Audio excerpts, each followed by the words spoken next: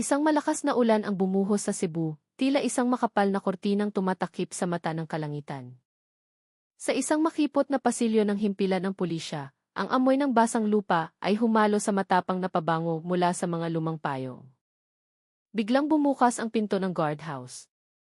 Isang babaeng nasa katanghalian ng edad ang pumasok na tila tinangay ng hangin. Basa ang kanyang damit, bakat ang bawat hibla sa kanyang balat. Ang kanyang mga mata ay namumula, para bang kagagaling lang sa isang masamang panaginip.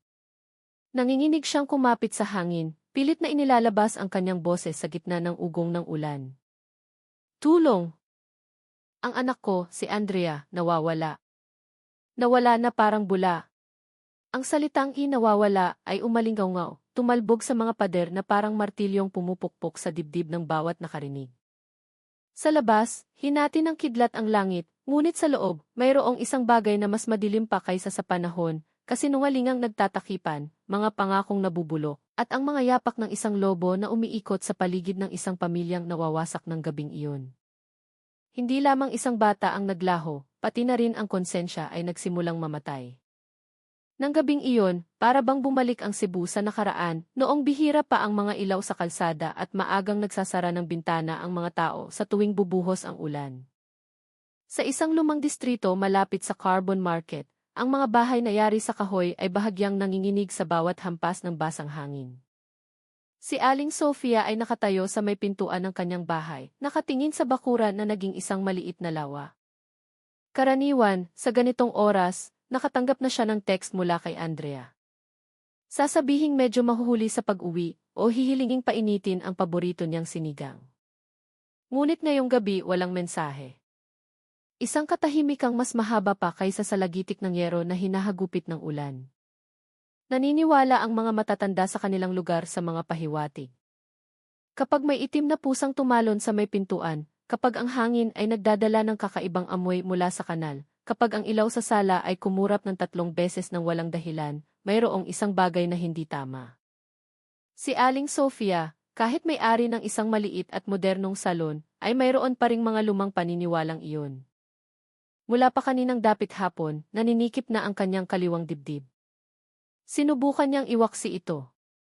Baka sumilong lang si Andrea, baka naubusan ng baterya ang kanyang telepono. Ngunit lalo pang lumakas ang ulan at ang paninikip ng kanyang dibdib ay naging kirot. Para bang may malamig na kamay na humahawak sa kanyang puso. Tumawag siyang muli. May dial tone pagkatapos ay naputol. Inulit niya ng inulit hanggang sa ang sarili niyang boses ay parang boses na ng ibang tao. Nang dahan-dahang tumunog ang lumang orasan sa pader, hudyat na lampas na ng hating gabi, kinuha ni Aling Sofia ang isang payong, isinilid ang susi ng bahay sa bulsa ng kanyang palda, at tumakbo sa ilalim ng buhos ng ulan patungo sa outpost ng Barangay Tanod. 2 matandang lalaki lamang ang nandoon, nag-aayos ng kanilang mga baso ng kape. Tumayo sila nang makita ang kanyang mukha. Hindi pa umuwi si Andrea. Basag ang boses ni Aling Sofia, parang pinggang na basag. Sinubukan siyang pakalmahin ng mga tanod. Sabi nila, ang mga kabataan ngayon ay mahilig tumambay, baka sumilong sa isang coffee shop. Ngunit ang tingin ni Aling Sofia ay tumanggi sa paliwanag na iyon. Hindi basta-bastang bata si Andrea. Mabait ito.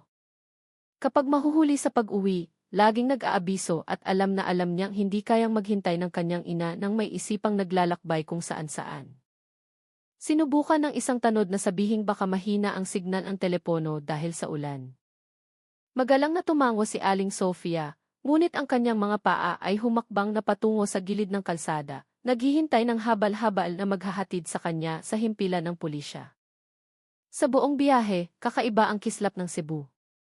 Ang mga ilaw ng tindahan ay tumatalbog sa mga sanao na parang mga matang kumikindat at nagmamasid. Ang driver ng habal-habal, isang binatang nakasuot na manipis na jacket, ay sinubukang pagaanin ang kanyang loob. Bukas ng umaga, uwi rin po yon si Maam Andrea. Ganyan po talaga ang mga bata. Niyakap lang ni Aling Sofia nang mas mahigpit ang kanyang bag. Alam niyang mabuti ang intensyon ng binata, ngunit ang kanyang mga salita ay nagdagdag lamang ng kalungkutan sa kanyang isipan. Ang mukha ni Andrea ay paulit-ulit na lumitaw sa kanyang alaala, noong bata pa, tumatakbo at humahabol ng saranggola, Noong dalaga na, naghuhugas ng sariling buhok sa banyo, at noong huling umiti kaninang umaga, sinabing dadaan sa isang bookstore sa Fuente Osmeña pagkatapos ng kanyang review class. Ngayon, ang mga alaalang iyon ay parang isang hindi na malayang pamamaalam. Ang guardhouse ng Cebu City Police Office, CC, ng gabing iyon ay mainit dahil sa amoy ng kape. Isang batang pulis ang nag-angat ng ulo nang bumukas ang pinto at dalhin ng hangin at ulan si Aling Sofia na basang-basa. Nanginginig siyang umupo, tinanggap ang isang baso ng maligamam na tubig, at sinubukang ayusin ang kanyang paghinga. Gusto ko pong mag-report. Nawawala po ang anak ko. Ang pulis, na may pangalang Ardiansya na nakasulat sa kanyang name-plate, ay sinabihan siyang magsalita ng dahan-dahan mula sa simula. Pangalan po niya, Andrea Reyes. Putol-putol ngunit malinaw ang sagot ni Aling Sofia. 20 anyos. Itim ang buhok hanggang balikat. May maliit na nunal malapit sa kanang tainga. Mahinahon ang boses, parang laging pinipili ang mga salita bago magsalita. Nagpatuloy ang mga tanong. Kailan huling nakita? Anong suot? Saan pupunta? Pumikit si Aling Sofia, inaalala ang umaga.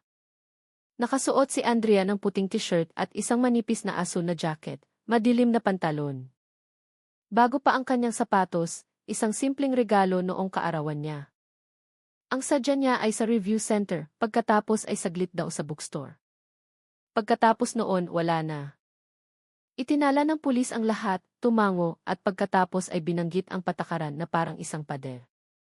Maraming kaso ng mga kabataang umuuwi rin pagkatapos ng ilang araw. Baka nag-away, baka kailangan lang ng panahon. Humampas ang ulan sa bubong, at ang mga salitang iyon ay parang malamig na patak ng tubig na tumulo sa kanyang batok. Ang isang ina ay karaniwang sensitibo sa mga bagay na hindi nakikita. Dahan-dahan ngunit mariing umiling si Aling Sofia. Hindi po kailanman umaalis si Andrea nang hindi nagpapaalam. Hindi po siya batang naglalaro sa oras.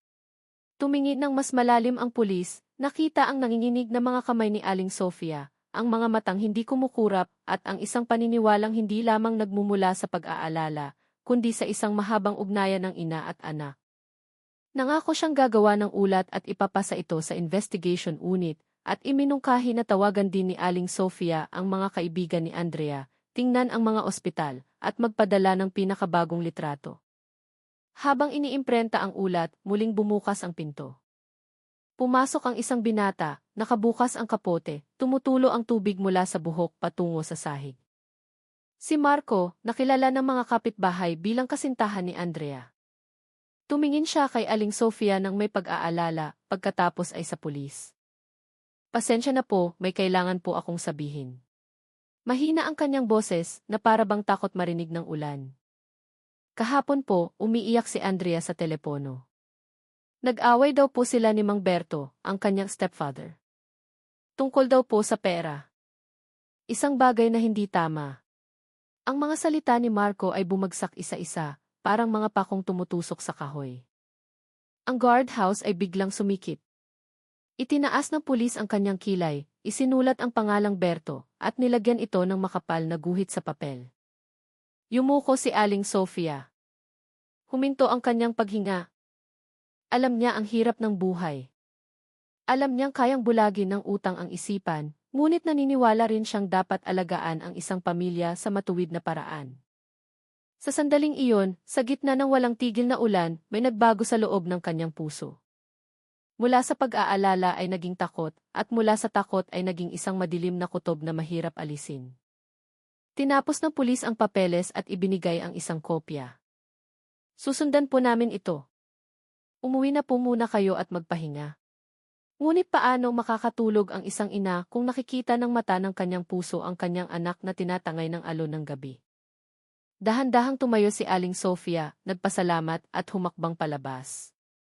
Ang ulan ay nagbago mula sa madilim na kulay abo. Hindi pa sumisikat ang araw, ngunit may manipis na linya sa silangan na nangangako ng liwanag. Sa ilalim ng bubong, tiningnan niya ang bakuran na sumasalamin sa maputlang dilaw na ilaw. Alam niya, simula sa araw na ito, hindi na magiging katulad ng dati ang kanyang buhay. May isang bagay na binunot mula sa ugat. Sa kanilang komunidad, gigising ang mga tao, magluluto ng kanin, magwawalis ng bakuran, at isasampay ang pag-asa sa ilalim ng pabago-bagong panahon. Uwi rin si Aling Sofia, magtitimpla ng tsaa, maghihintay ng tawag, at kakatok sa mga pintong maaaring magbukas ng maliliit na sikreto. Ngunit sa kanyang puso, naghahanda siya para sa higit pa roon. Naghahanda siyang kumatok, tumawag sa mga kapitbahay, humingi ng dasal, at kung kinakailangan, lalakarin ang bawat eskinita ng lungsod, magtatanong sa bawat anino. Dahil kapag nararamdaman ng isang ina na tinatawag ng dilim ang kanyang anak, tatawagin niya ang liwanag gamit ang buo niyang boses, hanggang sa marinig siya ng langit. Dumating ang umaga sa Cebu nang walang sinag ng araw. Ang langit ay parang basang tela na nakabitin ng mababa, itinatago ang araw sa likod ng makapal na ulap.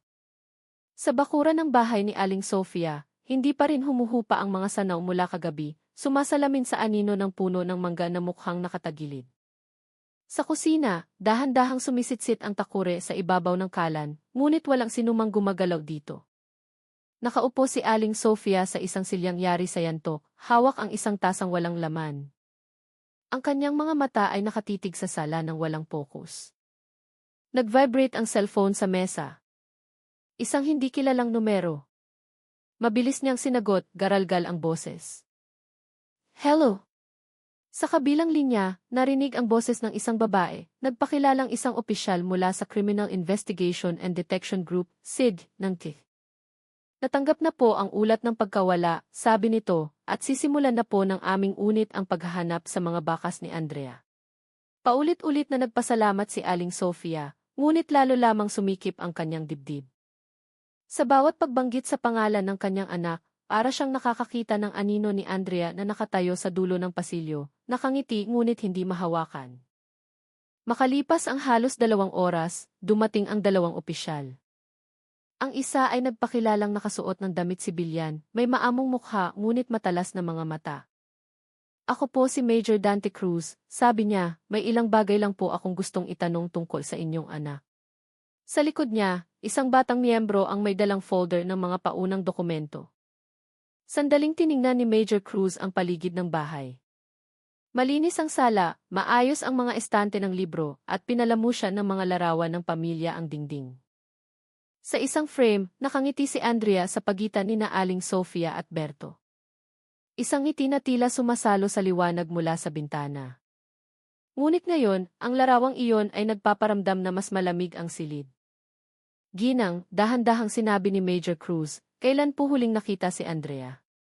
Ikinuwento ni Aling Sofia ang lahat, ang maaraw na umaga, ang review class, ang pangakong uwi ng hapon, at pagkatapos ay ang katahimikan. Itinala ni Major Cruz ang bawat salita. Nang banggitin niya ang pangalan ni Berto, sandaling natahimik si Aling Sofia. Ang asawa ko po ay nasa Maynila.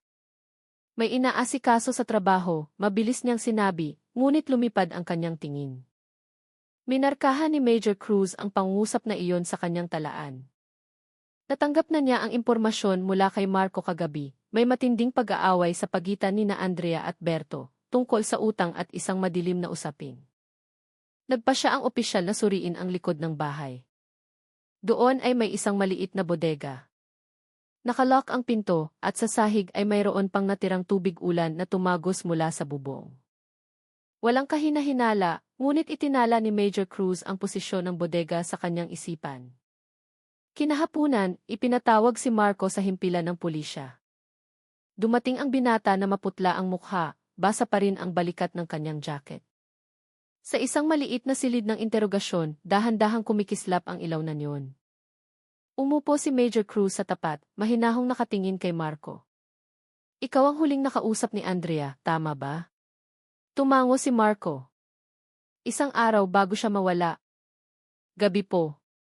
Anong sinabi niya? Lumunok si Marco. Umiiyak po siya. Sabi niya, narinig niya si Mang Berto na may kausap sa telepono tungkol sa malaking utang, tungkol sa perang kailangang ihanda agad. Tinanong ni Andrea, pero sinigawan lang siya. Nag-away po sila ng malala. Sinabi ba ni Andrea na natatakot siya sa kanyang stepfather? Muling tumango si Marco. Minsan po. Sabi niya, nagiging bayolente si Mang Berto kapag naipit. Pero hindi po siya nagsumbong. Gusto lang niyang umalis ng bahay. Sabi niya, pansamantala siyang titira sa isang kaibigan sa kolehiyo sa Lahog, pero hindi na po nangyari.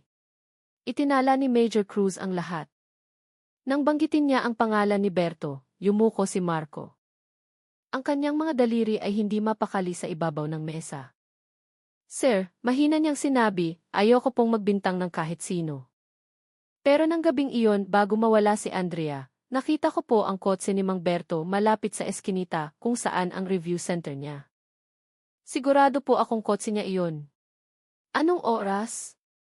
Bago po magdapit hapon. Tumingin ng matalim si Major Cruz. Ang mga maliliit na detalyeng tulad nito ay maaaring maging susi. Nagpasya siyang magpadala ng isang maliit na grupo sa bahay ni Berto na sinasabing nasa Maynila para sa trabaho. Ngunit sa tuwing may magbabanggit ng salitang trabaho, laging itinuturo ng karanasan ni Major Cruz na ang mga bagay na masyadong maayos ay kailangang pagdudahan. Ang bahay ni Berto ay nasa isang subdivision malapit sa highway, hindi kalayuan sa lumang airport. Sarado ang itim na gate at otomatikong nakabukas ang mga ilaw sa hardin. Isang security guard ng subdivision ang sumalubong sa maliit na grupo, sinabing umalis si Berto 2 araw na ang nakalipas patungong Maynila. Mag-isa lang. Ang kotse niya ay kulay abo. Ako po mismo ang nakakita nang lumabas siya ng subdivision, sabi ng guard. Humingi ng pahintulot si Major Cruz na suriin ang garahe. Walang laman ito, ngunit ang sahig ay mukhang bagong buhos ng tubig. Mayroong bahagyang amoy ng gasolina na maihalong sabon. Sa isang maliit na mesa sa sulok ng garahe, may isang bukas na lata ng pintura. Tumutulo pa ang brush. Lumapit siya, yumuko. Sa ilalim ng mesa, isang tuyong patak ng madilim na likido ang nakadikit sa sahig. Hinawakan niya ito gamit ang guwantes. Ang kulay nito ay parang kalawang. Tiningnan niya ito ng matagal, pagkatapos ay kinuhaan ng litrato gamit ang kanyang telepono. Kunin niyo ang sample nito, sabi niya sa isang batang miyembro. Huwag mag-isip ng kung ano-ano, pero huwag din baliwalain. Nang hapong iyon, mas kumapal ang mga ulap. Sa di kalayuan, kumidlat sa ibabaw ng kabundukan ng busay. Sandaling tumingin si Major Cruz sa langit bago pumasok sa kotse. Kung totoo ngang nasa Maynila siya, bulong niya, bakit ngayon lang binuhusan ng tubig ang garaheng ito? Pagbalik niya sa opisina, naghihintay si Aling Sofia sa waiting area ng SID. Pagod ang kanyang mukha, ngunit ang manipis na kolorete sa kanyang mga mata ay nagpapakita ng pagsisikap na magmukhang matatag. Sir, may balita na po ba? Tumingin si Major Cruz sa kanya nang may pakikiramay. Wala pa po, ginang. Ngunit sinusuri na po namin ang ilang lugar. Gusto ko po sanang magtanong ulit kung pwede. Opo, sir. May iba pa po bang problema si Andrea sa mga kaibigan? Sa ibang tao bukod kay Berto? Nag-isip ng matagal si Aling Sofia. Wala po. Mabait na bata iyon. Mahal siya ng lahat. Lumunok siya. Halos pabulong ang kanyang boses. Pero nitong mga nakaraang buwan, madalas siyang naghihinala sa kanyang stepfather. Sabi niya, parang may itinatago si Mang Berto. Nagalit po ako. Sabi ko, huwag magbintang sa magulang. Ngayon, nagsisisi ako. Nakinig si Major Cruz nang hindi pumuputol. Sa kanyang isipan, ang maliliit na piraso ay nagsisimulang bumuo ng isang pattern. Pag-aaway, malaking utang, isang anak na naghihinala at nawala ng walang bakas. Ngunit lahat ay parang hamog pa rin. Kailangan niya ng isang bagay na konkreto. Tumingin siya sa orasan sa dingding. Ginang Sofia, pwede ko po bang makuha ang numero ng cellphone ni Mang Berto at ni Andrea? Susubukan po naming i-trace ang huling lokasyon nila. Mabilis na ibinigay ni Aling Sofia, parang isang taong gustong matapos na ang pag-uusap tungkol sa kanyang asawa. Nang tanggapin ni Major Cruz ang papel, napansin niyang bahagyang nanginginig ang kamay ng babae. Isang panginginig na hindi lamang dahil sa pag-aalala. Mayroon siyang itinatago. Matapos umalis ni Aling Sofia, matagal na nakaupo si Major Cruz sa kanyang silya. Tinitigan niya ang pinalaking larawan ni Andrea sa screen ng computer, isang batang mukha na may malinaw na mga mata. Ang mga labi ay bahagyang nakaawang, na para bang may sikretong hindi nasabi. Alam niya mula sa karanasan, sa bawat kaso ng nawawalang tao, may 3 araw na kritikal sa pagitan ng buhay at kamatayan. At ngayong gabi, pangalawang araw na. Inutusan niya ang kanyang mga tauhan na suriin ang call logs at digital transactions ng 3 numero, Andrea, Berto, at Marco. Gusto niyang malaman kung sino ang kausap ni Numan at kailan. Magdamag nagagana ang sistema. Samantala, tumingin siya sa labas ng bintana, sa lungsod na nababalot ng manipis na hamog. Sa ilalim ng mga ilaw ng kalsada, ang mga patak ng tubig ay nakabitin na parang manipis na sinulid. Alam kong hindi lang ito simpleng kaso ng nawawalang tao, mahina niyang bulong. May isang bagay na sinusubukang pagtakpan ang mabahong amoy, at hindi ito kayang linisin ng ulan. Kinaumagahan, dumating ang paunang ulat. Ipinakita ng datos na ang cellphone ni Berto ay aktibo sa lugar ng Mandaue ng gabi kung kailan nawala si Andrea, bago ito tuluyang gumalaw pakanluran patungo sa daan papuntang norte. Ang lokasyong iyon ay malayo sa karaniwang ruta kung talagang papunta siya ng Maynila. Sa puntong iyon din huling nawala ang signal ng cellphone ni Andrea. Tumingin si Major Cruz sa digital map sa screen. 2 pulang tuldok ang magkadikit sa loob ng 20 minuto bago namatay ang isa. Wala siyang sinabi, tinitigan lamang ang mga asul na linyang kumakatawan sa mga kalsada sa gitna ng mga bukirin, pagkatapos ay pinatay ang screen. Sa labas ng opisina, nagsimula na namang umulan, mahina ngunit tumatagos. Na para bang ang langit mismo ay gustong takpan ang kung anumang matutuklasan ng lupa. Nang gabing iyon, ang langit ng Cebu ay hindi tuluyang madilim, kundi para bang natatakpan ng maalikabok na salamin. Sa bakuran ng himpilan ng pulisya, ang naipong tubig ulan ay sumasalamin sa anino ng mga investigador na pabalik-balik sa ilalim ng mga payong. Sa opisina ni Major Dante Cruz, isang malaking mapa ng lungsod ang nakalatag sa dingding na may mga pulang aspili at itim na sinulid na nag-krus-krus. Sa gitna ng mesa, bukas pa rin ang digital data file. Ang huling lokasyon ng cellphone ni na Andrea at Berto ay 300 metro lang ang layo, sabi ng isang batang miyembro, tinuturo ang screen ng laptop. At makalipas ang 20 minuto, sabay na nawala ang signal ng dalawa. Matagal na tinitigan ni Major Cruz ang mapa. Saan eksakto ang puntong iyon? Malapit po sa isang lumang industrial zone sa Mandaue, sir. Isinara na po iyon 2 taon na ang nakalipas. Dahan-dahang tumango si Major Cruz. Magpadala ng 2 team. Gusto kong suriin ang lugar na iyon ngayong gabi. Tumingin siya sa labas ng bintana. Muling nagsimulang umulan, manipis ngunit tuloy-tuloy, parang ritmo ng hiningang may pinipigilan. 9:00 ng gabi, dumating ang team sa lokasyon. Ang industrial zone sa Mandaue ay parang isang lumang labirint ng konkreto at kinakalawang na bakal. Ang mga pader ng pabrika ay nababalot ng lumot, basag ang mga bintana, at sa ilang sulok, nilalamon ng ligaw na damo ang mga natirang karatula na may nakasulat na bawal pumasok. Ang amoy ng basang metal na may halong lupa ay sumasalubong sa hangin. Ang mga ilaw ng flashlight ay bumawali sa bawat silid. Sa isa sa mga gusali sa pinakalikod, isang miyembro ang tumawag. Sir, mayroon po dito. Mabilis na humakbang si Major Cruz. Sa sahig, malabo pa ang bakas ng gulong ng kotse sa gitna ng putik. May bakas ng bagong sapatos, patungo sa isang maliit na bodega sa kanan. Bahagyang nakabukas ang pinto ng bodega. Dahan-dahang umirit ang bisagra ng hawakan. Sa loob, may mga walang lamang drum na bakal, ilang plastik na timba, at isang matapang na amoy ng kemikal. Suriin ang lahat, maikling sabi ni Major Cruz. Isang miyembro ang lumuhod sa sulok, tinututok ang ilaw sa lupa. May natirang itim na abo na may halong tuyong langis. Yumuko si Major Cruz, tinitigan ito ng may naniningkit na mga mata. Dalhin ang sample na ito sa forensic lab. Mabilis. Matagal siyang tumayo sa harap ng bodega, pinakikinggan ang tunog ng ulan na tumutulo mula sa butas na bubong. Ang tunog na iyon ay parang mga segundo sa isang orasan na nagmamarka sa oras ng kamatayan ng isang tao. Kinaumagahan, dumating ang ulat mula sa forensic lab. Ang material na natagpuan sa bodega ay naglalaman ng residue mula sa industrial cooking oil at sulfuric acid.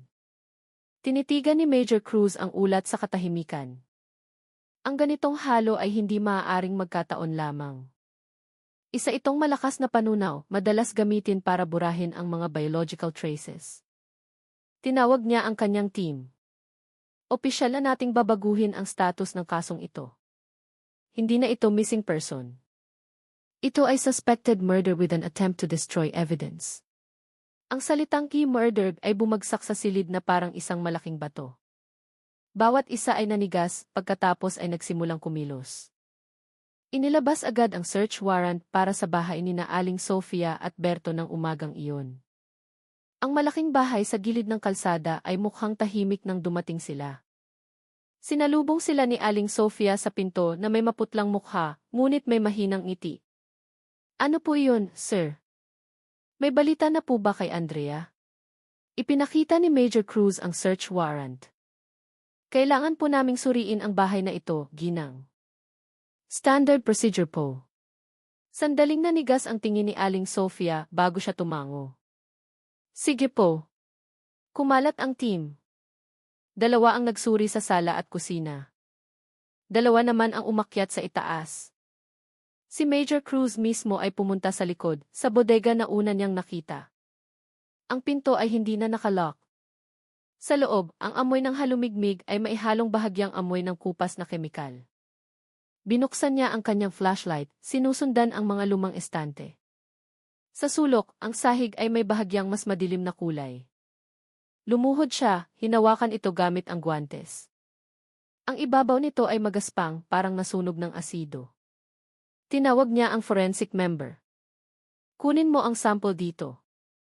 Suriin din ang daluyan ng tubig sa labas. Mula sa kusina, narinig ang isang tawag. Sir, may nakita po kami. Mabilis na naglakad si Major Cruz. Sa ilalim ng lababo, sa pagitan ng mga bote ng sabon at tumpok ng plastik, nakasiksik ang 2 walang lamang jerrycan na may etiketang kemikal. Itinaas niya ang isa, inamoy ang natirang amoy. Naniningkit ang kanyang mga mata. Ammonium at sulfuric. Hindi karaniwan para sa isang bahay. Si Aling Sofia ay nakatayo sa pinto, nawala ng kulay ang mukha. Para po iyan sa salon, sir.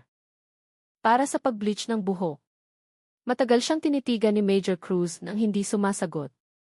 Susuriin po namin lahat, mahina niyang sinabi. Nagpatuloy ang pagsusuri sa master bedroom. Isang miyembro ang nakahanap ng isang dokumento sa loob ng isang maliit na drawer, isang resibo ng pagbili ng mga kemikal mula sa isang tindahan sa Bulacao Industrial Area, 2 linggo bago mawala si Andrea. Ang pangalan ng bumili ay nakaimprenta, Marco Villanueva. Huminga ng malalim si Major Cruz. Isang bagong piraso ang lumitaw. Marco, bulong niya. Bakit narito ang pangalan niya? Tumingin siya kay Aling Sofia na ngayon ay nakaupo sa sopa, magkahawak ang mga kamay sa kanyang kandungan. Ginang, kalmado niyang sinabi, bakit po may resibo ng pagbili na nakapangalan kay Marco dito sa bahay ninyo? Mukhang nagulat si Aling Sofia. Hindi ko po alam. Baka si Andrea ang nag-iwan. Madalas pong pumunta si Marco dito. Magkasintahan po sila. At alam po ba iyon ng asawa ninyo? Ang tanong na iyon ay nagpatahimik kay Aling Sofia ng matagal. Nang gabi sa himpilan, muling ipinatawag ni Major Cruz si Marco. Dumating ang binata na may tensyonadong ekspresyon, pilit na umingiti ngunit bigo. Marco, patag ang boses ni Major Cruz, nakakita kami ng resibo ng pagbili ng kemikal na nakapangalan sa iyo sa bahay ni Andrea. Pwede mo bang ipaliwanag? Tumingin si Marco sa kawalan. Chemical. 2 jerrycan ng sulfuric at 1 litro ng industrial oil. Binili ko po iyon 2 linggo na ang nakalipas. Lumunok ang binata. Pinagpawisan ang kanyang sentido. Hindi ko po iyon binili para sa masama, sir. Inutusan lang po ako. Inutusan ni Mang Berto. Sabi niya, para daw sa paglinis ng kalawang sa bahay nila. Sumandal si Major Cruz. Bakit hindi niya ginamit ang sarili niyang pangalan? Hiningi po ni Mang Berto na pangalan ko ang gamitin para daw po mas mabilis ang proseso. Naging tensyonado ang silid. Alam ni Major Cruz na ang mga sagot na kalahating totoo ay mas mapanganib kaysa sa purong kasinungalingan. Matagal niyang tinitigan ang mukha ni Marco, pagkatapos ay mahinang sinabi, alam mo ba kung ano ang kinakaharap mo? Isang dalaga ang nawawala at bawat bakas ay tumuturo sa iyo at sa pamilyang iyon. Yumuko si Marco. Wala po akong pinatay, sir. Hindi naman sinabing pumatay ka, pero maaaring alam mo kung sino ang gumawa. Natahimik ang binata. Ang kanyang hininga lamang ang naririnig. 9:00 ng gabi, muling sinuri ni Major Cruz ang lahat ng data ng komunikasyon. May isang bagay na kakaiba. 2 oras bago mawala si Andrea, ang mga cellphone ni na Aling Sofia at Marco ay nagkaroon ng palitan ng text messages, ngunit nabura na ito sa parehong telepono. Tanging ang system log ang natira. Hindi mabasa ang mensahe, ngunit sapat ang oras nito para magdulot ng tanong. Pinatay ni Major Cruz ang screen, tumingin sa labas ng bintana na maihamog. Sa kanyang isipan, ang anino ng 3 tao, Aling Sofia, Berto, Marco, ay nagpapatungan, parang mga piraso ng puzzle na pilit pinagkakasya. Sino ba talaga ang may hawak ng susi? Alam niya ang isang bagay, may isang taong nagplano ng isang bagay ng napakaayos, bago pa man matuyo ang unang dugo. At sa labas, sa ilalim ng ulan ng Cebu na ayaw tumigil, ang amoy ng kemikal mula sa lumang bodega ay naghihintay pa ring maikwento. Kinaumagahan, dumating sa mesa ni Major Dante Cruz ang ulat mula sa forensic laboratory. Ang resulta ay malamig at tiyak, ang residu ng likido na natagpuan sa bodega ng bahay ni Aling Sofia ay naglalaman ng EFE ng tao na tumutugma sa buhok ni Andrea. Wala nang puwang para sa pag-asa. Patay na si Andrea. Agad na pinalawak ng mga investigador ang paghahanap sa paligid ng industrial zone sa Mandao. Sa isang kanal sa likod ng lumang gusali, nakahanap sila ng mga piraso ng sunog na tela. Ang maliit na logo sa dulo nito ay nababasa pa, ang sagisag ng unibersidad kung saan nag-aaral si Andrea. Nanigas si Major Cruz sa ilalim ng ambon, tinititigan ang natagpuan. Ang tubig ulan ay dumadaloy sa semento, na para bang sinusubukang burahin ang bakas ng isang krimen na masyado ng malalim na kumapit sa lupa. Kinahapunan, 3 tao ang dinala sa silid ng interogasyon, sina Aling Sofia, Berto, at Marco. 3 mukha na may 3 ekspresyon, pag-aalala, tensyon, at takot. Tiningnan sila ni Major Cruz isa-isa bago magsalita. Ginang Sofia, ipinapakita ng resulta ng forensic na maisigi ni Andrea sa bahay ninyo. Pwede niyo po bang ipaliwanag? Nanginginig si Aling Sofia. Imposible po iyan. Baka lumang dugo. Noong nasugatan siya dati. Tumingin ng matalim si Major Cruz. Ang sample ay kinuha sa sahig ng bodega, at may mga sunog na damit na natagpuan sa kanal. Hindi po ito maliit na sugat, ginang. Agad na sumabat si Berto, nanginginig ang boses. Wala po akong alam dyan, sir. Nasa Maynila po ako ng gabing iyon. Inihagis ni Major Cruz ang isang mapa sa mesa. Pero ang signal ng cellphone ninyo ay na-record sa Mandao ng gabing iyon. Paano niyo ipapaliwanag iyon? Lumunok si Berto na wala ng salita. Baka naiwan ang cellphone ko sa kotse. Nakaupo si Marco sa pinakadulo, nakayuko. Tinitigan siya ni Major Cruz ng matalim. Sinabi mong inutusan ka lang bumili ng kemikal. Ngayon, natuklasan naming ginamit ang kemikal na iyon para burahin ang bakas ng tao. Sino ba talaga ang nag-utos sa iyo? Dahan-dahang itinaas ng binata ang kanyang mukha, sumulyap kay Aling Sofia. Isang sulyap na sapat na para maramdaman ni Major Cruz na mayroon silang hindi pa sinasabi. Si Berto ba o ibang tao? Patag niyang tanong. Natahimik ang silid. Tanging ang tunog ng orasan sa dingding ang naririnig. Tumayo si Major Cruz, tinitigan silang 3. 3 tao, 3 kwento, pero isa lang ang nagsisinungaling. At sisiguraduhin kong ngayong gabi, guguho ang kasinungalingang iyon. Nang gabi, mag-isa si Major Cruz sa opisina. Sa screen ng kanyang laptop, bukas ang listahan ng mga transaksyon sa bangko. Huminto ang kanyang mga mata sa isang maliit na tala, isang transfer mula sa account ni Aling Sofia papunta kay Marco, 2 araw bago mawala si Andrea, nagkakahalaga ng 50,000 piso. Ang description, bayad sa upa. Naningkit ang mga mata ni Major Cruz. Upa. O bayad, mahina niyang bulong. Kinaumagahan, muling ipinatawag si Marco. Sa pagkakataong ito, bilang isang pansamantalang suspect. Sa silid ng interogasyon, direktang tumama ang ilaw sa kanyang maputlang mukha. Umupo si Major Cruz sa harapan. Ang kanyang kalmadong boses ay humiwa sa hangin. Marco, para saan ang 50,000 piso? Kinagat ni Marco ang kanyang labi. Pangako po iyon ni Aling Sofia. Anong pangako? Kung tutulungan ko daw po siyang ayusin ang problema ni Andrea, mas malaki pa raw po ang makukuha ko. Sumandal si Major Cruz, tinitigan siya ng diretsyo. So, alam mong aayusin si Andrea? Yumuko si Marco. Pumatak ang kanyang mga luha. Akala ko po. Tatakutin lang. Sir, hindi papatayin. Pero nang gabing iyon sa bodega, nagbago po ang lahat. Matagal siyang tinitigan ni Major Cruz, pagkatapos ay dahan-dahang tumayo. Ibig sabihin, nandoon ka?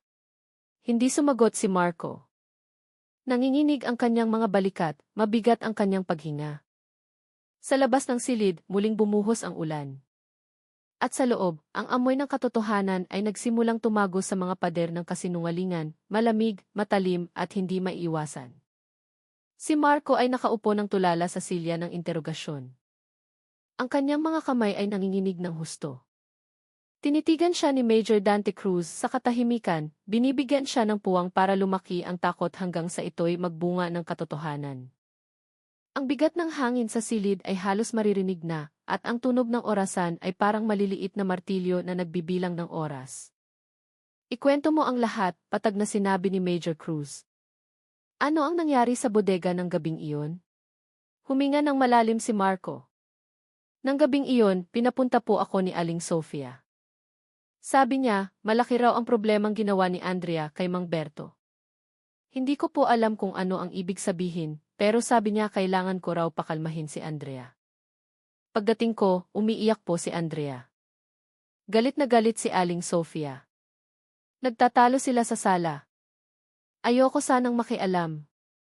Tapos biglang inakusahan ni Andrea si Aling Sofia na nagsisinungaling. Sabi niya, may nakita siyang dokumento ng insurance na nakapangalan sa kanya. Hindi ko po naintindihan. Narinig ko lang si Andrea ang sumigaw, ibinenta mo ang buhay ko, ma.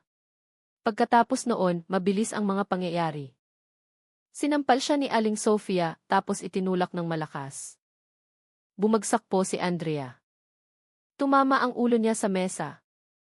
Hindi na po gumalaw. Yumuko si Marco, nanginginig ang boses. Natakot po ako, sir. Tinitigan ako ni Aling Sofia at sinabing, tulungan mo ako. Huwag mong ipaalam kahit kanino. Nangako siya na bibigyan niya ako ng pera. Tanga po ako. Hindi ako nag-isip. Inilipat namin ang katawan ni Andrea sa kotse. Umuulan ng gabing iyon. Tahimik ang daan. Dinala namin siya sa bodega sa Mandeo. Nakikinig si Major Cruz nang hindi inaalis ang tingin. Sino ang nagdesisyon na itago ang bangkay? Tumingin si Marco sa sahig. Si Aling Sofia po. Siya ang nagsabing kailangang mawala ng tuluyan. Sabi niya, hindi dapat malaman ni Mang Berto. Pero pagkatapos ng 2 araw, umuwi si Mang Berto. Akala ko tapos na ang lahat. Pero nag-away na naman sila. Narinig ko sa telepono. May alam si Mang Berto at nagbanta siyang magsusumbong sa pulis. Hiningi ni Aling Sofia na manahimik ako at maghanda kung sakaling may kailangan pang alisin. Natahimik ang silid. Pinatay ni Major Cruz ang recorder, tinitigan ang wasak na mukha ni Marco. Alam mo bang ang mga sinabi mo ngayon ay nagbago ng lahat? Mahinang tumango lang si Marco. Alam ko po, sir. Pero ayoko nang habulin pa ng konsensya ko. Tumayo si Major Cruz, nagbigay ng senyas sa ibang miyembro. Dalhin niyo siya sa selda. Siguraduhing ligtas siya. Simula ngayong gabi, hindi na siya saksi, suspect na siya. Nang gabi, muling ipinatawag ni Major Cruz si Berto. Dumating ang lalaki na may pagod na mukha, ngunit malamig pa rin ang mga mata. Umamin na si Marco, sabi ni Major Cruz nang walang paligoy. At ayon sa kanya, may alam ka sa nangyari. Isang maikling tawa ang binitiwan ni Berto. Sinungaling si Marco. Laro lang lahat ito ni Sofia. Asawa lang ako na nabulag sa pag-ibig.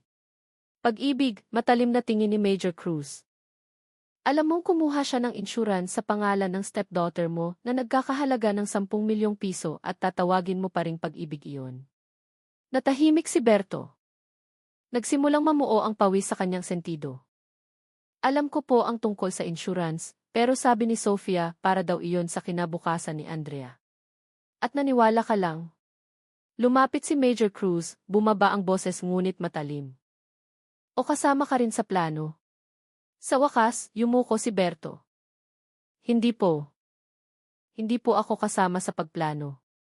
Pero pagkatapos mamatay ni Andrea, sinabi ni Sofia na huli na ang lahat. Hiningi niya ang tulong ko para pagtakpan. Natakot po ako, sir. Akala ko kung tutulungan ko siya, susuko siya, pero ako pa ang itinuro niyang pumatay. Matagal na tinitigan ni Major Cruz ang lalaki. So, sa lahat ng oras na ito, alam mong pinatay ang stepdaughter mo at nanahimik ka lang. Hindi sumagot si Berto. Tanging mga luha ang pumatak sa ibabaw ng mesa. Habang lumalalim ang gabi, tumayo si Major Cruz sa bintana ng kanyang opisina, tinititigan ang ulan na bumabagsak ng walang tunog. Alam niyang hindi pa tapos ang kaso. Bawat pag-amin ay nagbubukas ng isang bagong, mas madilim na pinto. Ngayon, isang tao na lang ang hindi pa nagsasalita, si Aling Sofia. At bukas ng umaga, haharapin niya ang babaeng kayang isakripisyo ang lahat, pati na ang sarili niyang dugot laman, para sa pera at mga sikretong inakala niyang hindi kailanman mabubunyag. Kinaumagahan, ang silid ng interogasyon ay mas malamig kaysa karaniwan. Si Aling Sofia ay nakaupo ng tuwid sa silya. Ang kanyang mga kamay ay maayos na nakapatong sa kanyang kandungan. Ang kanyang mukha ay kalmado, masyadong kalmado para sa isang taong kagagaling lang marinig na ang kanyang asawa at ang kasintahan ng kanyang anak ay umaming sangkot sa pagkamatay nito. Umupo si Major Cruz sa tapat, tinititigan ang babae na hindi lang naghahanap ng sagot kundi tumatagos din sa maskarang suot niya. Alam mo ba kung bakit kita ipinatawag ngayon? Patag ang boses ni Major Cruz. Itinaas ni Aling Sofia ang kanyang baba. Dahil gusto kong ipaliwanag ang lahat, mahinahon niyang sinabi. Hindi, dahil gusto kong malaman kung gaano katagal ka pa magsisinungaling. Isang manipis na ngiti ang lumitaw sa kanyang mga labi. Hindi ako nagsisinungaling, sir. Pinoprotektahan ko lang ang pamilya ko. Sumandal si Major Cruz sa silya. Pamilya. Patay na si Andrea. Umamin si Marco na tinulungan kanyang ilipat ang bangkay. Alam ni Berto at tumulong magtago. Iyan ba ang tinatawag mong pamilya? Hindi nagbago ang tingin ni Aling Sofia. Nagsisinungaling si Marco. Madaling maimpluwensyahan ang batang iyon. Sumandal si Major Cruz. Kung ganoon, paano mo ipapaliwanag ang ifi ni Andrea sa bodega ng bahay mo? Ang ebidensya ng transfer ng pera kay Marco 2 araw bago mawala ang anak mo. Saglit na nanginig ang mga mata ni Aling Sofia, ngunit mabilis niyang kinontrol ang sarili. Tinulungan ko si Marco. Nahihirapan siyang magbayad ng upa. Walang kinalaman iyon kay Andrea. Inilabas ni Major Cruz ang isang larawan mula sa folder at inilagay sa mesa. Ipinapakita nito si Aling Sofia at Marco sa isang cafe. Masyadong magkalapit para sa simpleng magkaibigan. Kung ganoon, ipaliwanag mo ito. Katahimikan. Naging mabigat ang hangin sa silid. Matagal na tinitigan ni Aling Sofia ang larawan pagkatapos ay huminga ng malalim. Sige, mahina niyang sinabi. Kung magiging tapat ako, matatapos na ba ang lahat ng ito? Walang matatapos hanggat hindi lumalabas ang buong katotohanan, sagot ni Major Cruz. Dahan-dahan, nagsimulang magsalita si Aling Sofia. Inutusan ko ngang pumunta si Marco ng gabing iyon pero hindi para pumatay. Gusto ko lang na nandoon siya para pakalmahin si Andrea. Ang batang iyon. Masyadong kamukha ng ama niya. Sa tuwing tinititigan ko si Andrea, nakikita ko ang mukha ng lalaking sumira sa buhay ko. Ang una mong asawa, mabilis na tanong ni Major Cruz. Tumigas ang mukha ni Aling Sofia. Iniwan niya ako ng walang-wala. Ako ang nagbuo ng buhay mula sa simula. Nang mamatay siya, sabi nila aksidente, pero walang nakakaalam kung gaano kalalim ang sugat na iniwan niya. So, kinamumuhian mo si Andrea dahil ipinapaalala niya ang nakaraan? Tumingin si Aling Sofia sa dingding. Siguro. Pero hindi ko siya gustong patayin. Nangyari lang ang lahat ng napakabilis. Inakusahan niya akong gahaman sa pera, minura niya ako sa harap ni Marco. Nawalan ako ng kontrol. Tumingin ng matalim si Major Cruz sa babae. At pagkatapos noon, yumuko si Aling Sofia. Bumagsak siya. Akala ko buhay pa siya, pero may dugo sa ulo niya. Nataranta ako. Tinulungan ako ni Marco. Hindi namin alam ang gagawin. Hinintay ko si Berto, umaasang matutulungan niya kaming mag-report sa pulis. Pero nang malaman niya ang nangyari, natakot siya. Sabi niya, kapag nabuksan ang kasong ito, lahat ay masisira, ang negosyo niya, ang pangalan namin. Kaya tinakpan ninyo sa pamamagitan ng pagputol sa katawan ng sarili mong anak, tumaas at naging malamig ang boses ni Major Cruz. Nagsimulang tumulo ang luha sa mga pisngi ni Aling Sofia. Ideya iyon ni Berto, mahina niyang sinabi. Nakaupo lang ako sa kusina, tinatakpan ang mga tainga ko. Hindi sumagot si Major Cruz. Alam niyang bahagi ng kwento ay maaaring totoo, ngunit mayroon pang mas madilim na nakatago. Sinabi mong nakaupo ka lang sa kusina. Pero bakit sa bodega, natagpuan ang mga fingerprint mo sa lahat ng kagamitang ginamit para wasakin ang bangkay? Tinitigan siya ni Aling Sofia, at sa unang pagkakataon, nawala ang kahinahunan sa kanyang mukha. Dahil tumulong ako, halos hindi marinig niyang bulong. Ako ang naglinis pagkatapos. Natahimik ang silid, tanging ang tunog ng panulat ni Major Cruz na mabilis na nagsusulat sa ulat. Pagkatapos ng ilang sandali, mahina siyang nagsabi, hindi namatay si Andrea dahil sa aksidente, ginang. Lahat ng ebidensya ay nagpapakita ng planadong pagpatay. At sa tingin ko, hindi si Berto o si Marco ang utak ng lahat. Kundi ikaw. Dahan-dahang nagbago ang mukha ni Aling Sofia. Wala nang luha, tanging isang manipis na ngiti, malamig at walang laman. Kung ako nga ang may kasalanan, mahina niyang sabi, mabubuhay pa ba si Andrea? Tumayo si Major Cruz. Hindi. Pero mabibigyan ng pangalan ang hustisya. Nang bumukas ang pinto, 2 pulis ang pumasok para dalhin siya sa selda. Dahan-dahang tumayo si Aling Sofia, dumaan kay Major Cruz nang hindi tumitingin.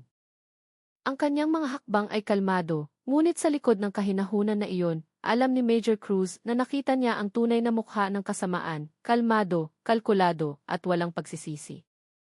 Kinain ng katahimikan ang lungsod ng Cebu.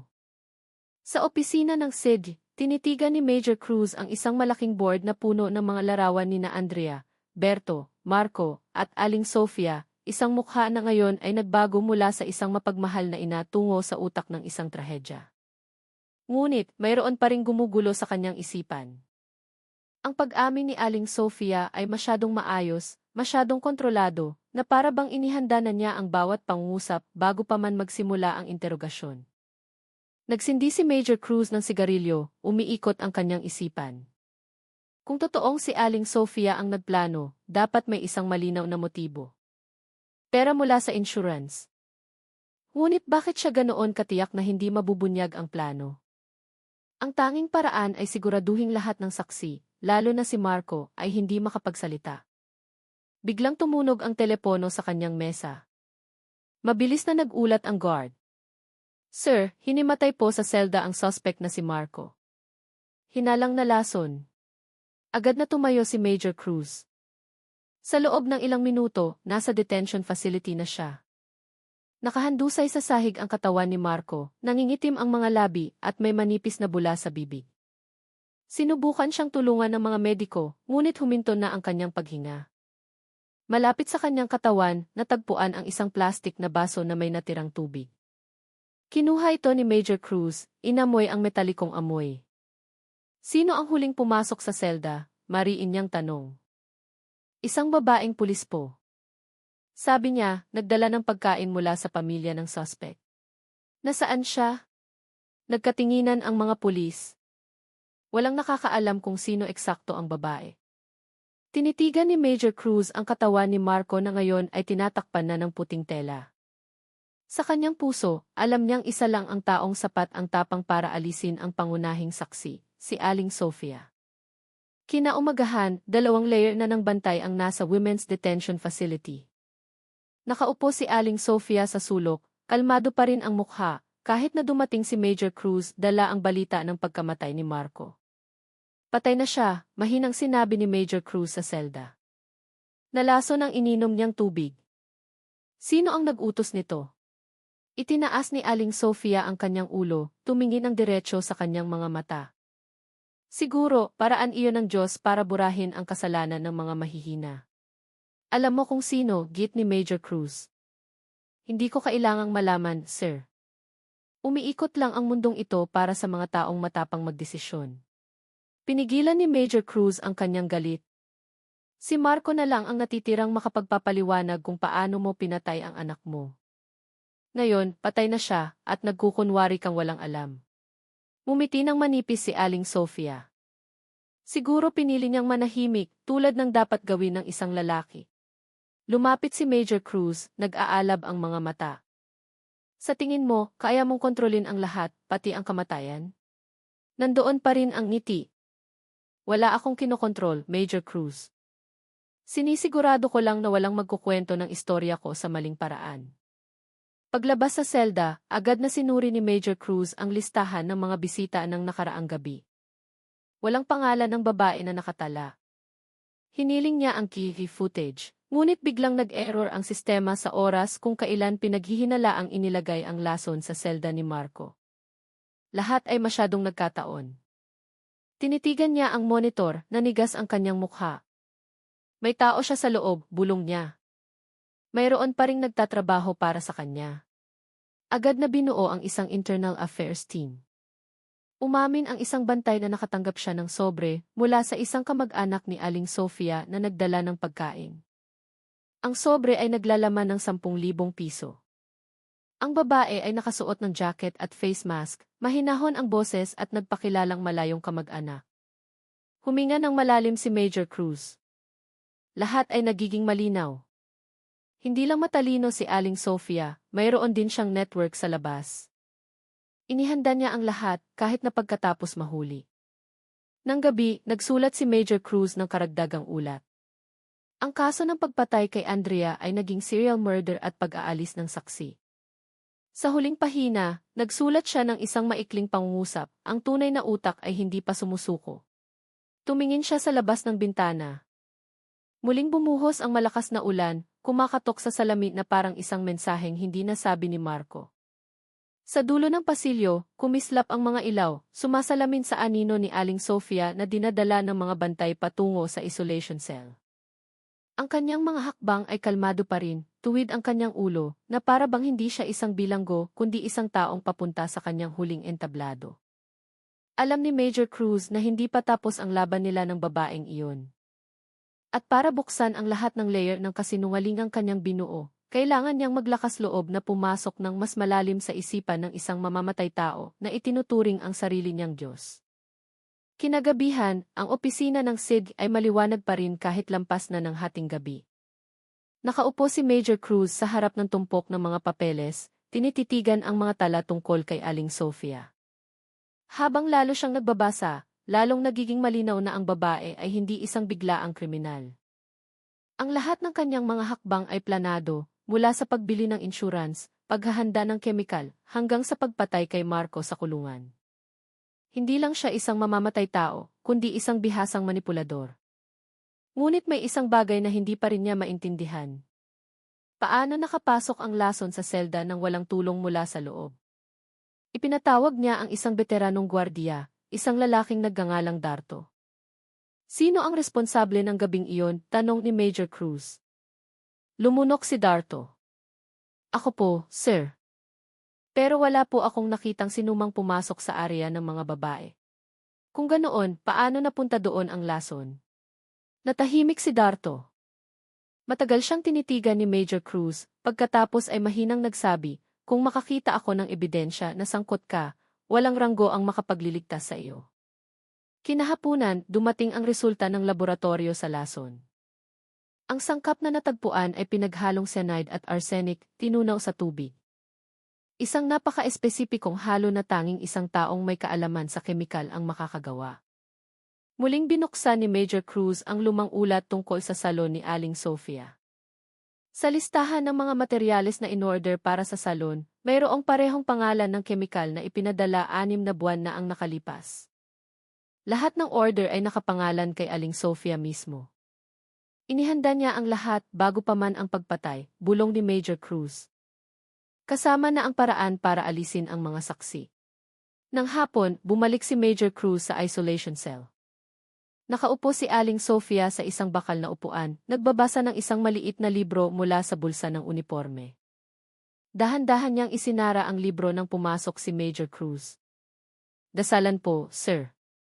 Baka sakaling pakinggan pa ako ng Diyos," kalmado niyang sinabi. Tumayo si Major Cruz sa harap ng mesa. "Maaaring pakinggan ka ng Diyos, pero ang batas ay patuloy na iiral.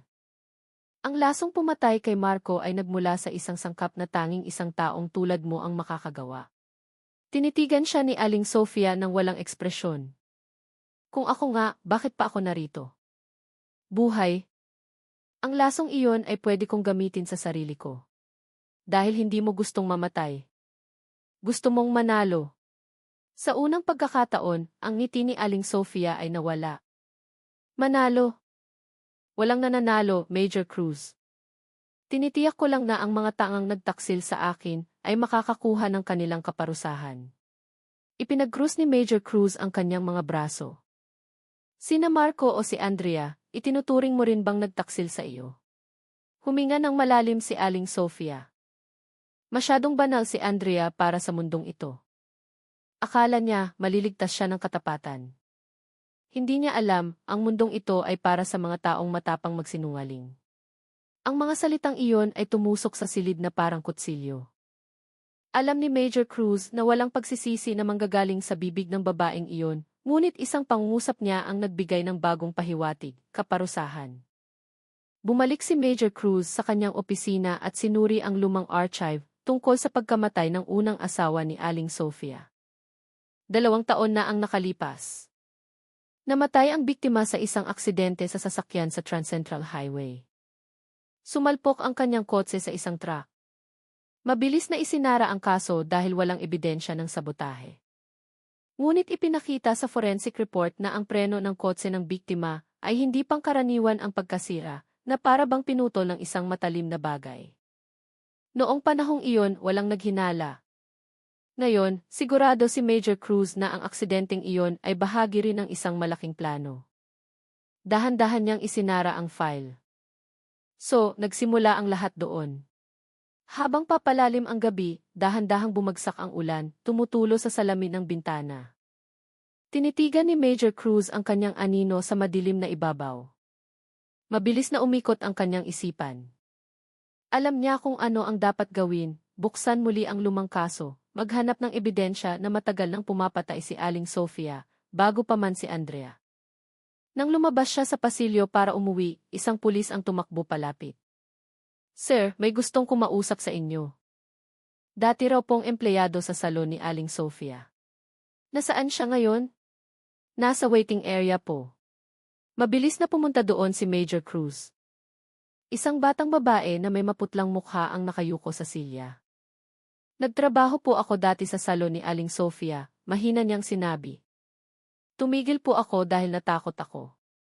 "May alam po ako, sir. Nakita ko po si Aling Sofia na nagtatago ng isang likido sa isang boteng walang label sa likod ng kabinet.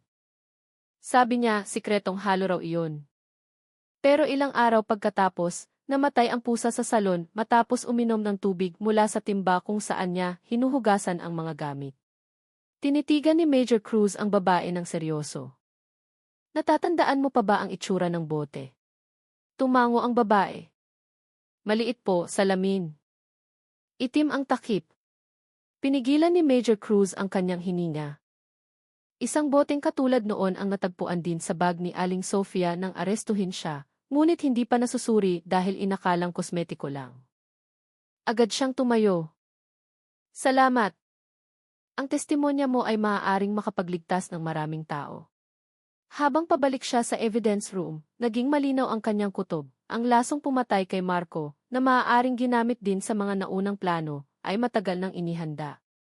At si Aling Sofia, sa kabila ng kanyang kahinahunan at banal na mukha, ay isang serial killer na matyagang naghihintay sa bawat hakbang ng kanyang biktima na mahulog mismo sa bitag na kanyang ginawa.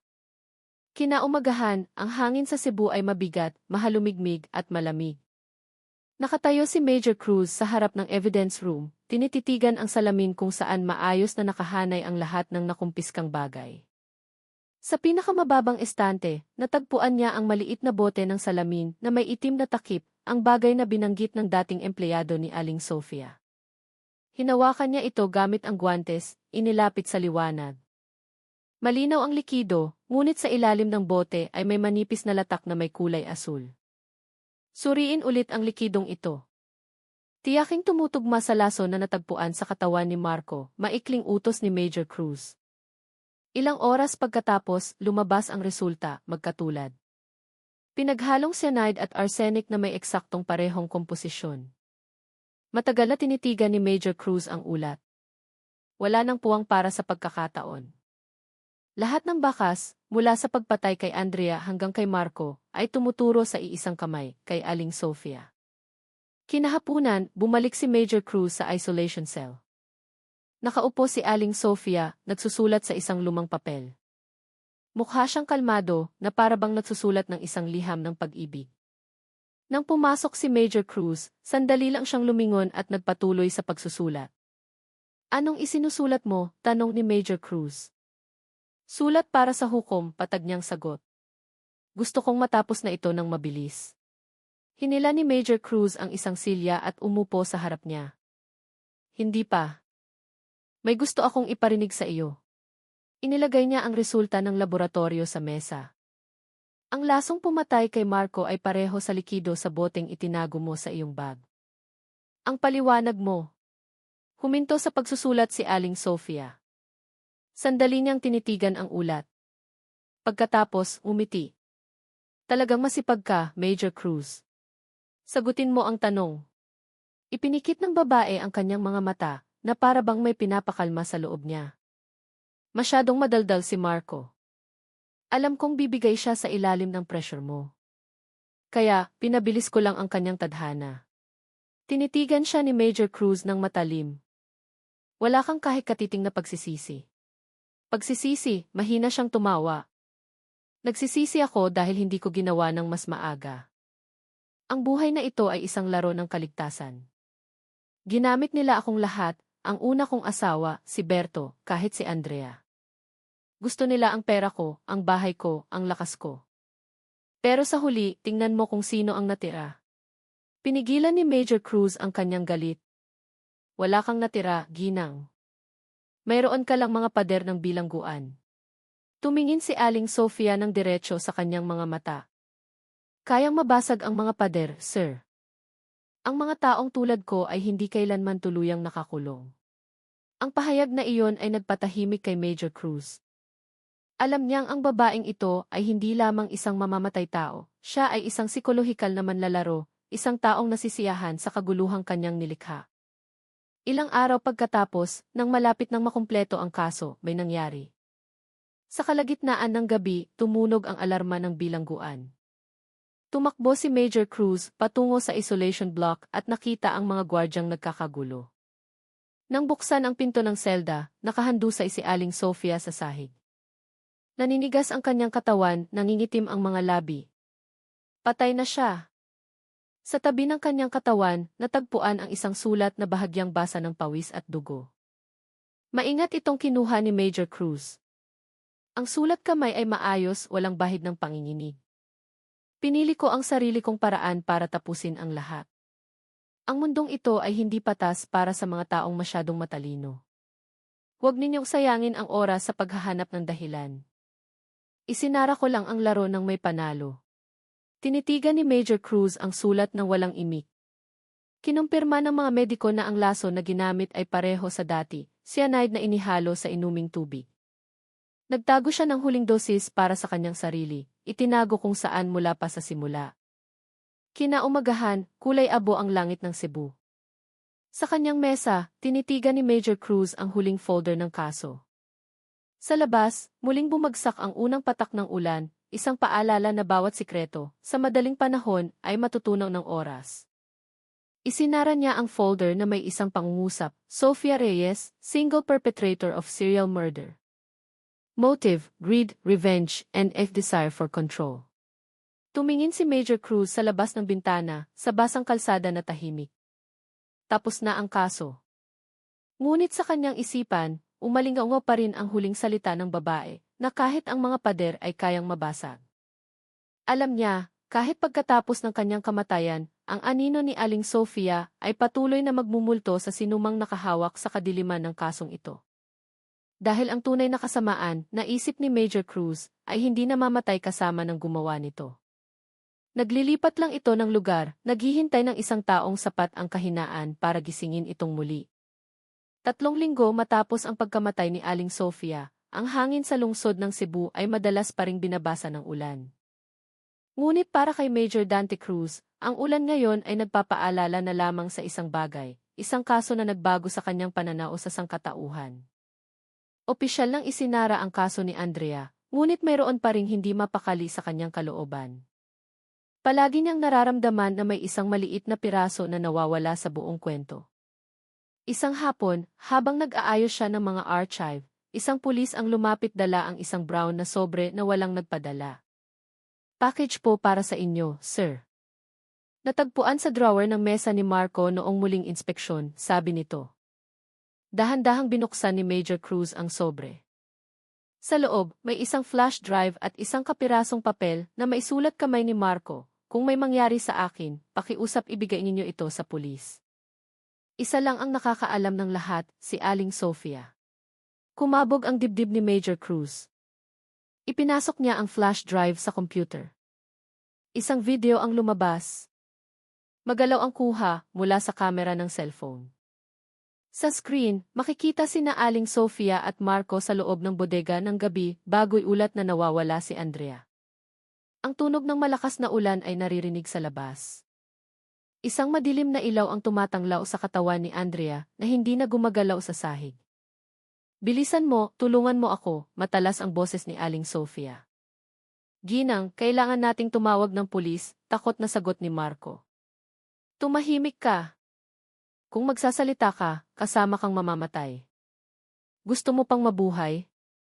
Gawin mo ang sinasabi ko.